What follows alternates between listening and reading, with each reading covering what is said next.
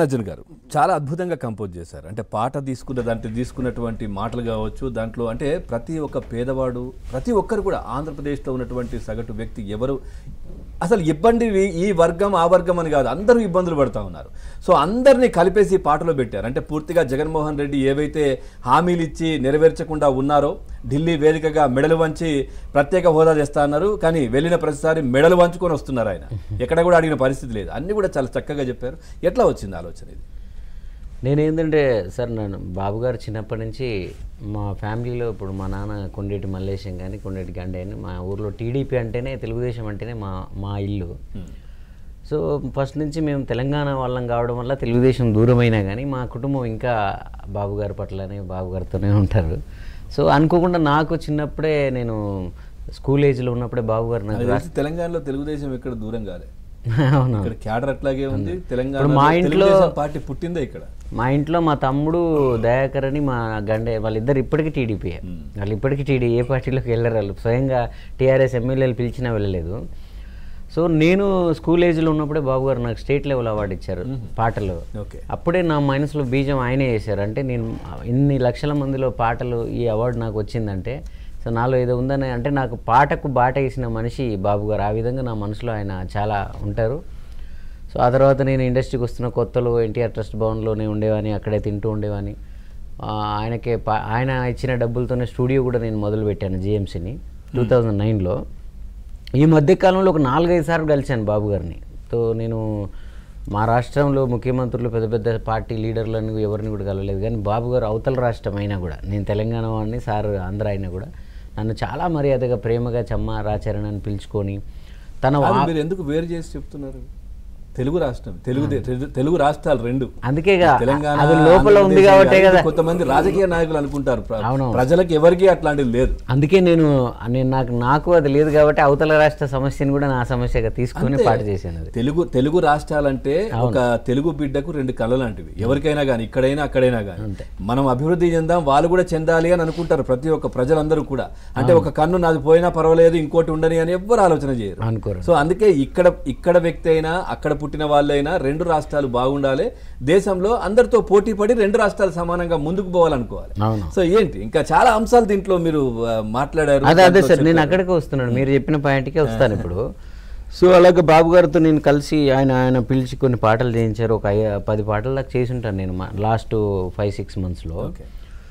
చివరిగా నాకేంటంటే, ఎవరైనా యుద్ధంలో పోరాడుతున్న యోధుడికి నా పాట ఆయుధంలా ఉండాలనేది నా కోరిక ఎప్పుడు. అంటే ఆల్రెడీ గెలిచి విజయాల్లో ఉన్న వాళ్ళకన్నా కూడా అధికారంలో ఉన్న వాళ్ళకి కాకుండా, ఇప్పుడు మన రేవంత్ అన్నతో నేను 10 ఏళ్ళ నుంచి ఉన్నాను. తెలంగాణ పులిబిడ్డ 2015 నుంచి మన 3 రంగుల జెండా వరకు. సో అలాగే బాబు గారికి కూడా ఏదో చేయాలి అని అనుకున్నాం, చేసాం. నాకు ఎక్కడో సాటిస్ఫాక్షన్ లేదు. నేను చేసిన పాటలు, ఆల్రెడీ వాళ్ళు చేయించుకున్న పాటల్లో కూడా ఏదో మిస్ అయింది. చివరికి ఒక లాస్ట్ పంచ్ ఒకటి ఉండాలని లోపల ఉండే. మొన్న ఒక రోజు పేరెందుకు కానీ ఒక బాగా ఆత్మీయుడైన ఒక అతను స్టూడియోకి వచ్చినప్పుడు, మా ఇద్దరి మధ్య జరిగిన జనరల్ కాన్వర్జేషన్లో అతనే అక్కడ మళ్ళీ ఇప్పుడున్న గవర్నమెంటే మళ్ళీ వస్తుంది, జగన్ గారే సీఎం అవుతారని ఆయన అన్నారు. అలా ఎలా ఒక ఛాన్స్ అని వచ్చారు ఆయన. సరే, ఆయన ఏదో చేయాలనుకున్నది చేశారు. బట్ అంటే సరే అయితే ఏం చేశారు చేయలేదు. బాబు గారు ఏజ్ ఇప్పుడున్న ఆ ఏజ్కి తనకి ఏదో రాష్ట్రానికి చేయాలని ఒక ఆరాటాన్ని నేను ఆయన కలిసినప్పుడల్లా చూశాను. ఆయన మనసులో ఒక వేదన ఉంది. ఆయన ఆంధ్రకి ఏదో చేయాలనుకుంటున్నారు. చేసి అది ఆయనకు ఒకసారి అవకాశం వస్తే బాగుండని నేను, లేదు బాబు గారే గెలవాలని నేనంటే, లేదు చరణ్, ఓ తెలంగాణ వాళ్ళుగా మనం జగన్ గారు రావాలని కోరుకోవాలి. ఎందుకు అని అన్న, జగన్ అక్కడ గెలిస్తే వాళ్ళు ఇంకా నాశనం అయిపోతారు. మన తెలంగాణ రియల్ ఎస్టేట్ డెవలప్ అవుతుంది. మన ఆంధ్ర వాళ్ళంతా ఇక్కడే ఉండిపోతారు, ఇన్వెస్ట్మెంట్లన్నీ ఇక్కడే వస్తాయి. అందుకే కదా గతంలో ఇక్కడ ఉన్న ముఖ్యమంత్రి సపోర్ట్ చేస్తూ ఉంటారు. నాకు అది మనసులో బాగా పడ్డది. ఇప్పుడు కూడా సపోర్ట్ నడుస్తూ ఉంటుంది. అంటే పదే కేసీఆర్ గారు, అవును, జగన్మోహన్ రెడ్డి వస్తారంటారు, ఇంత జరిగినా కానీ. అంతే. అందుకే నేను రాజకీయాలు ఎక్కువ ఫాలో అవ్వను, పట్టించుకోను. కానీ నాకు అది మనసులో ఎందుకో, పక్క రాష్ట్రం వాళ్ళు మన అన్నదమ్ములు లాంటి వాళ్ళం, నేను ఎడదా కలిసి ఉన్నాం, వాళ్ళు నాశనం అవ్వాలి, ఆయన వస్తే వాళ్ళు నాశనం అవుతారు, మనం బాగుంటామని దాంట్లో నాకు ఎక్కడో కిటికెక్కడో తేడా కొట్టింది అది. అంటే అక్కడ ఆయన వస్తే ఇక్కడ బాగుంటుంది అంటే వాళ్ళు బాగుండరా, వాళ్ళు బాగుండాలంటే నా వంతు కళాకారుడిగా నేను ఏం చేయాలి, బాబు గారు గెలవాలంటే నేను ఏం చేయాలని చెప్పి ఒక 1 డే అంతా ఆలోచించి మా పిన్నిని పిలిపించి ఊరు నుంచి, అంటే ఇలాంటి సాంగ్లకు ఏంటంటే మళ్ళీ ఆల్రెడీ ఫేమస్ ఉన్న ఇప్పుడు నరసన్న నల్గొండ గద్దర్ ఆ రోజు 3 రంగుల జెండా వాడినప్పుడు ఆయన ఫ్రెష్ వాయిస్ జనాలకి, అంటే రాష్ట్ర లెవెల్లో మా నల్గొండ వరకు తెలుసు, తెలంగాణలో కొంత తెలిసిన 2 రాష్ట్రాలకి ఆ పాట ద్వారా ఫ్రెష్గా తెలిసాడు ఆయన. సో మళ్ళీ ఆయన వాయిస్ ఆల్రెడీ జగన్ పాట పాడారు, ఆ పాట పాడారు కాబట్టి మళ్ళీ అది రాజకీయం పాటలాగా అవ్వకుండా ఒక గ్రామంలో విలేజ్లో ఎవరో నిజంగా ఒక ఓటర్ పాడుకుంటున్న ఫీల్ రావాలంటే మళ్ళీ ఒక ఫ్రెష్ వాయిస్ అయితే బాగుంటుందని జస్ట్ ఒక పాటే వాడింది లెగరా సాంబయ్య.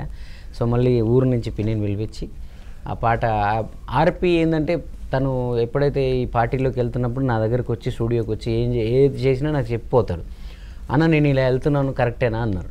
ఒక రాష్ట్రం నువ్వు పుట్టిన రాష్ట్రం బాగుండడం కోసం నువ్వు ఒక పౌరుడిగా నువ్వు అలాంటి ఒక నిర్ణయం తీసుకున్నావు, దానికి నేను ఎప్పుడు సపోర్ట్ చేస్తాను. మేము ఆశ్చర్యపోయినాం, ఎప్పుడు కూడా పాలిటిక్స్ వైపు వాళ్ళు కాదు, మంచి పొజిషన్ లో ఉన్నాడు పాపం, మంచి బ్రాండ్ లో ఉన్నాడు. ఆర్పి కావచ్చు, లేదంటే ఈ మన జబర్దస్త్ సంబంధించి చాలా మంది కూడా ఇప్పుడు వెళ్తున్నారు కదా, ఎవరు కూడా ఒక పార్టీ అని ఎట్లా లేకుండా. సో ఇంకోటి ఏం చెప్పాడంటే ఆ తిరుపతి దేవుడు అది కొంచెం వేదనకు గురయ్యాను నేనని చెప్పాడు. బాగా చెప్పాడు.